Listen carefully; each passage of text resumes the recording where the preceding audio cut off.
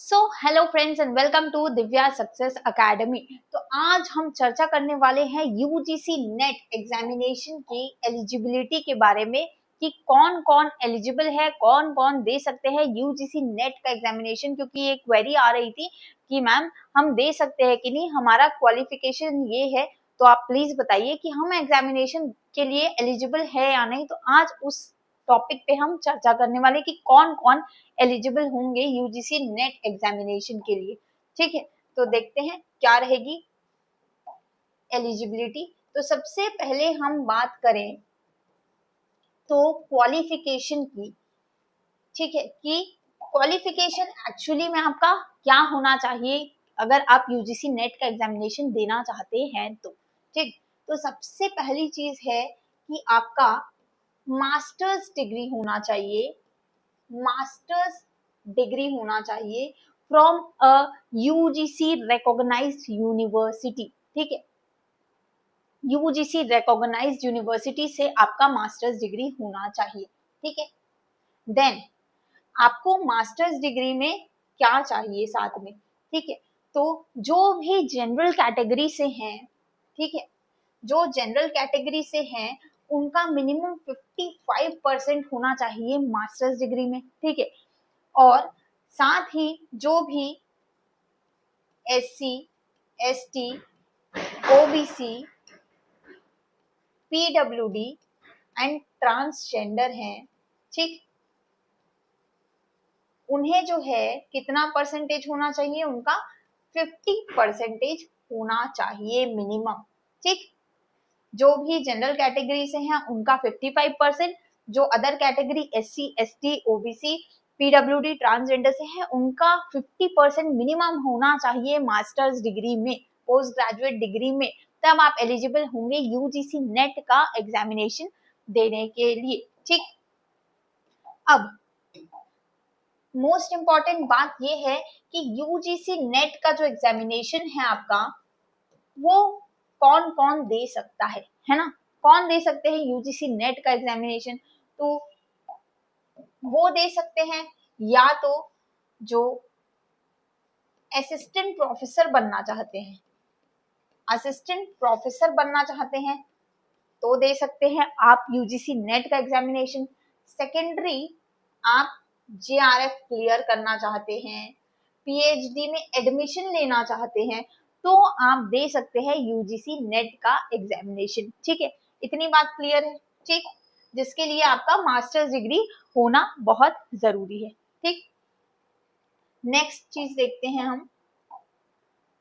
Next जो है वो ये है कि बैचलर्स डिग्री अगर आपका है, बैचलर्स डिग्री यानी ग्रेजुएशन अगर आपका है, अगर आप कोई ग्रेजुएट है, ठीक, तो आप दे सकते हैं क्या यूजीसी नेट का एग्जामिनेशन। बताएंगे फटाफट से कमेंट करके कि क्या अगर आपके पास बैचलर डिग्री है, ग्रेजुएशन की डिग्री है, तो क्या आप यूजीसी नेट के एग्जाम के लिए एलिजिबल है क्या। जी हाँ, लेकिन कंडीशन है। ठीक, कंडीशन ये है कि आपका जो बैचलर डिग्री है वो 4 ईयर बैचलर डिग्री होना चाहिए।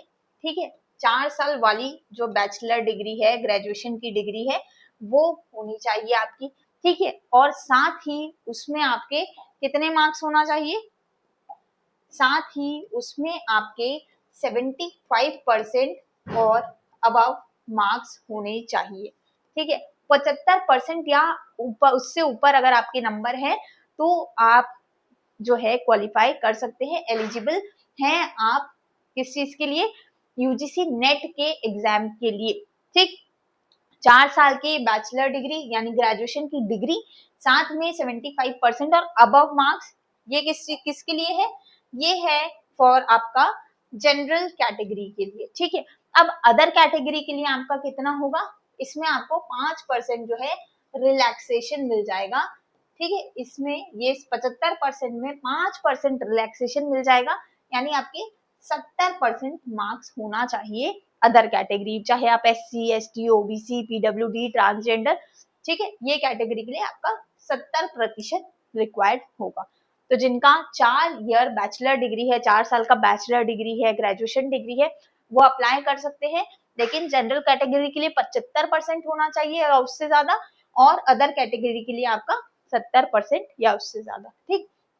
लेकिन जैसे कि हमें पता है कि आप यूजीसी नेट का एग्जामिनेशन तो दे सकते हैं, ठीक है, लेकिन यूजीसी नेट के एग्जामिनेशन में जैसे हमने डिस्कस किया क्या चीजों के लिए होता है, एक तो असिस्टेंट प्रोफेसर के लिए होता है आपका एग्जामिनेशन, दूसरा किस चीज के लिए होता है, जेआरएफ आप क्वालिफाई कर सकते हैं, और एडमिशन इनटू पीएचडी, ठीक, पीएचडी के एडमिशन के लिए आपका होता है, ठीक।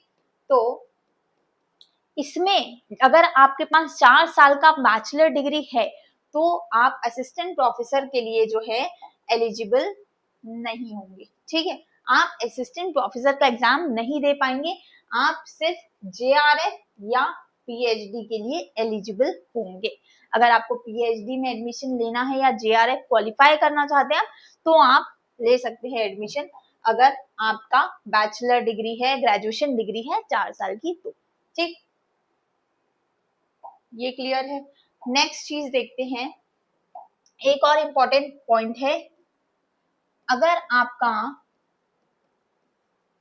पोस्ट ग्रेजुएट डिप्लोमा है, ठीक है, जिसको हम बोलते हैं पीजी डिप्लोमा, अगर आपका पीजी डिप्लोमा है तो क्या आप एलिजिबल हैं यूजीसी नेट एग्जामिनेशन के लिए, तो हाँ आप एलिजिबल हो सकते हैं। वो किस पे डिपेंड करता है, अगर आपकी डिग्री, अगर आपकी जो डिग्री है पीजी डिप्लोमा जो है आपका जो पीजी डिप्लोमा है वो किसके इक्विवेलेंट है, is equivalent to your masters degree, ठीक है, अगर आपका जो पीजी डिप्लोमा है वो मास्टर्स डिग्री के इक्विवेलेंट है तो आप दे सकते हैं यूजीसी नेट का एग्जामिनेशन, ठीक है। अब ये कैसे पता चलेगा कि पीजी डिप्लोमा जो है आपका इक्विवेलेंट है कि नहीं मास्टर्स डिग्री के लिए, तो या तो आप क्या कर सकते हैं, या तो आप अपनी कॉलेज में या यूनिवर्सिटी में जाके पता कर सकते हैं, ठीक है, वो आपको बता देंगे कि आपका है या नहीं, ठीक है, या तो आप AIU की वेबसाइट पे जो है जाके चेक कर सकते हैं कि आपका जो पीजी डिप्लोमा है वो इक्विवेलेंट है या नहीं आपकी मास्टर्स डिग्री के साथ, ठीक, ये क्लियर हो गया। तो बेसिकली जो मास्टर्स डिग्री कर चुके हैं उनके साथ ये है कि उनका 55% होना चाहिए अगर जनरल कैटेगरी से तो है तो, और बाकी अदर कैटेगरी चाहे SC ST OBC PWD transgender है तो 50% मिनिमम होना चाहिए, ठीक। नेक्स्ट आपका यूजीसी नेट एग्जामिनेशन आप असिस्टेंट प्रोफेसर बनने के लिए देते हैं, जेआरएफ क्वालिफाई करने के लिए, पीएचडी में एडमिशन देने के लिए, ये मेनली पर्पस होता है यूजीसी नेट एग्जामिनेशन देने का।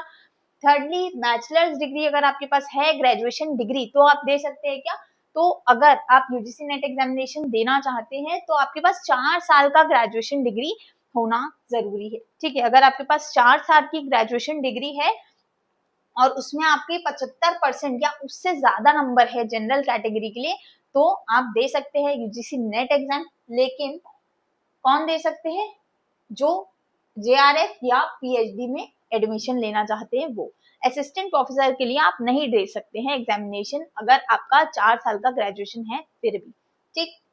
नेक्स्ट क्या है, इसमें आपका अगर आप अदर कैटेगरी से हैं, ठीक है, SC ST OBC PWD transgender तो आपका 5% रिलैक्सेशन है, 70% जो है आपका मार्क्स में हो जाएगा, ठीक।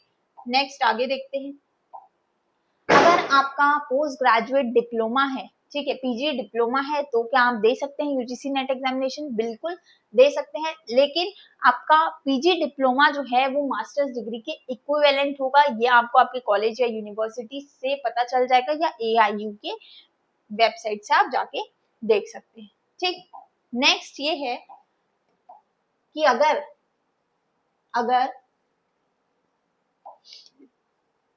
अगर आप परस्यू कर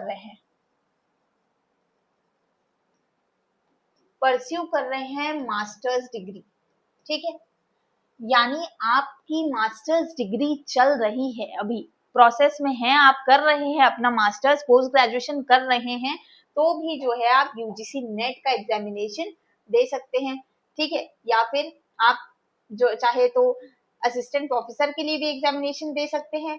सेकेंडली आपका जेआरएफ के लिए भी आप दे सकते हैं, या फिर पीएचडी में एडमिशन के लिए भी आप दे सकते हैं, अगर आप मास्टर्स डिग्री यानी पोस्ट ग्रेजुएशन करते करते भी दे सकते हैं, ठीक। लेकिन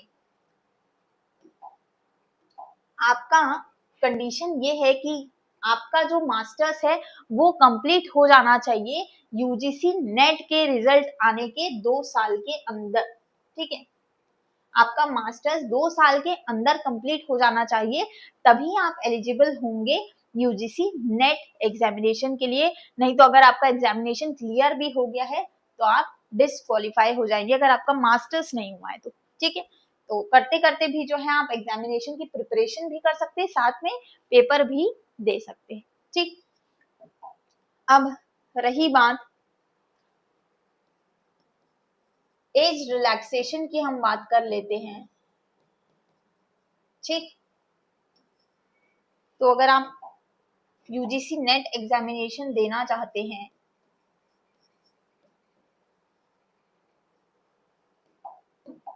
फॉर बीइंग असिस्टेंट प्रोफेसर बनने के लिए आप यूजीसी नेट एग्जामिनेशन देना चाहते हैं, तो क्या एज लिमिट रहेगी आपकी, है ना, किस एज तक जो है आप पेपर दे सकते हैं। तो आपकी जो है अपर एज लिमिट जिसे हम कहते हैं, अपर एज लिमिट जो है वो कुछ नहीं रहेगी, ठीक है, कुछ भी नहीं रहेगी, आप कोई भी एज के हो आप पेपर दे सकते हैं, क्वालिफाई कर सकते हैं। सबसे अच्छी बात यूजीसी नेट एग्जामिनेशन की यही है, ठीक है।